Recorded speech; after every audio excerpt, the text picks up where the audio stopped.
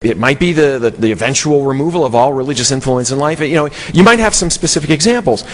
And sometimes, I wonder, are these reasonable goals? Can we really remove specific examples of pseudoscience? And they usually disappear over their own time. But can that really be done? I'm not sure.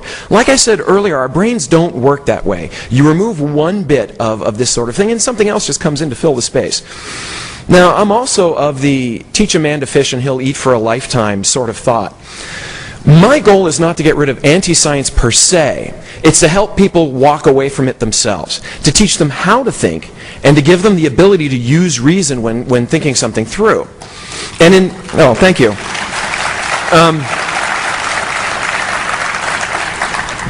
It gets better.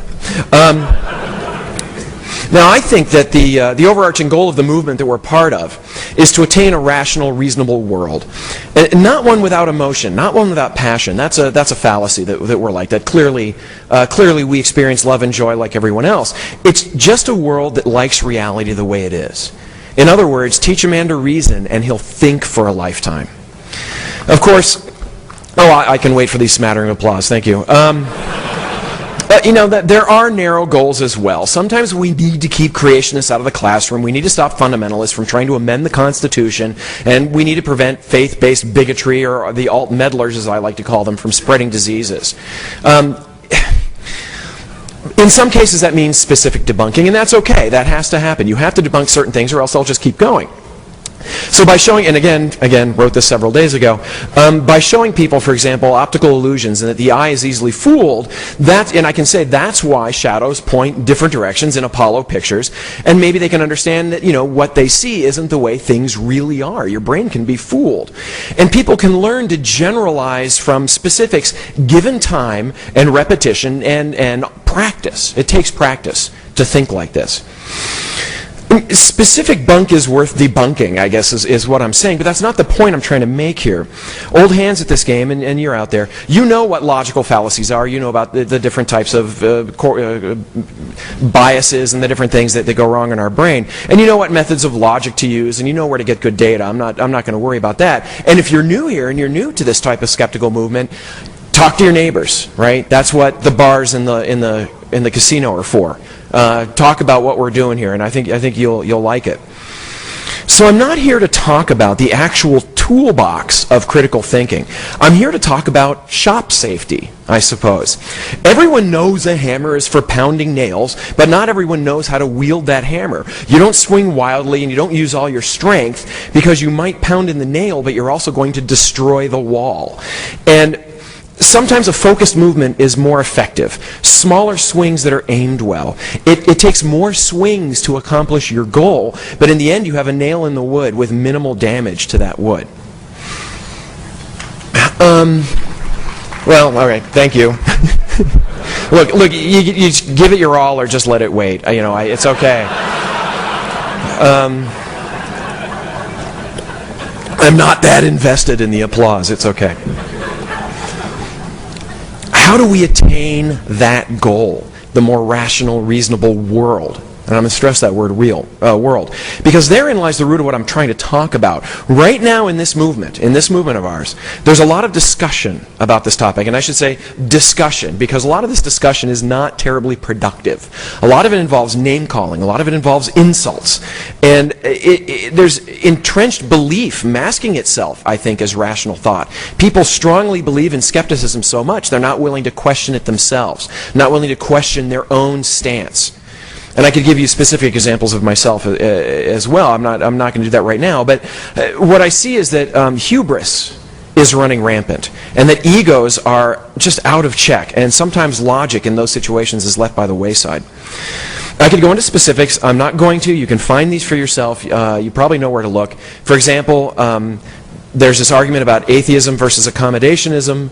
You can go there. You will find quite a bit of bitter, acrimonious, and irrational arguments on those discussions. I certainly have my opinion on that argument, and I assure you they are strong ones.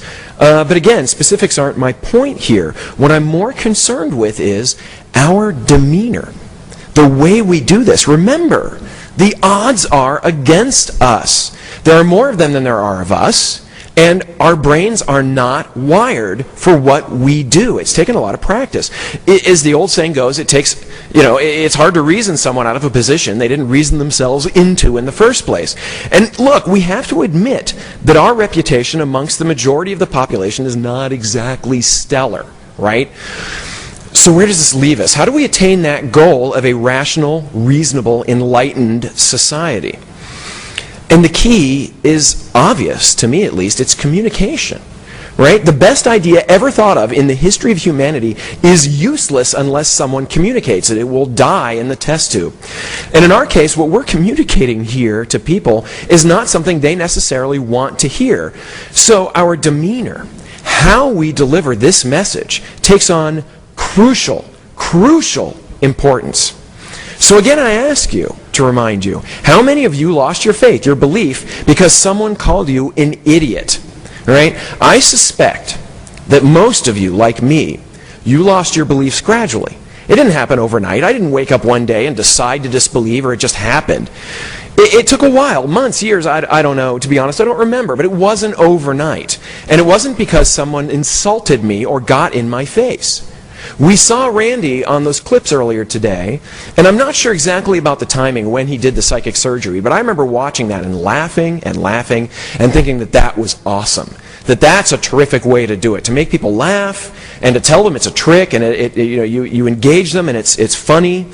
And that really helped me become an active skeptic and to do what I do today. And that was 20 years ago. I mean, I really started thinking about my own beliefs. I was a huge, I've mentioned this many times in previous times, UFOs and out-of-body experiences and the Bermuda Triangle. I was huge into that stuff. And you know what? Now look where I am, right? I used to be a believer in all of that, but today I write a skeptical blog. I've written a skeptical book, and for a year I was the president of one of the premier skeptical organizations on the planet. You may have heard of it. And I suppose you could call me a skeptical success story. I didn't seek out to do this, but I guess the way I did it worked, and it resonated with some people, and I'm really glad about that.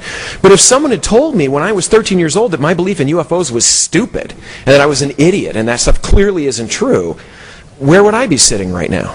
Wouldn't be here.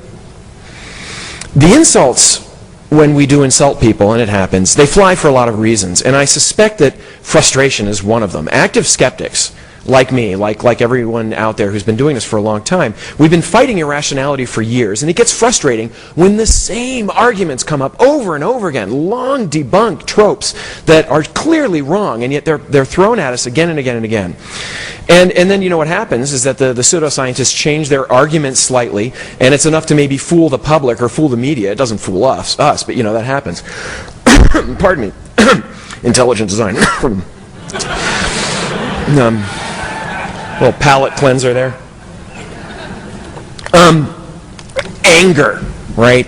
Anger is a natural reaction.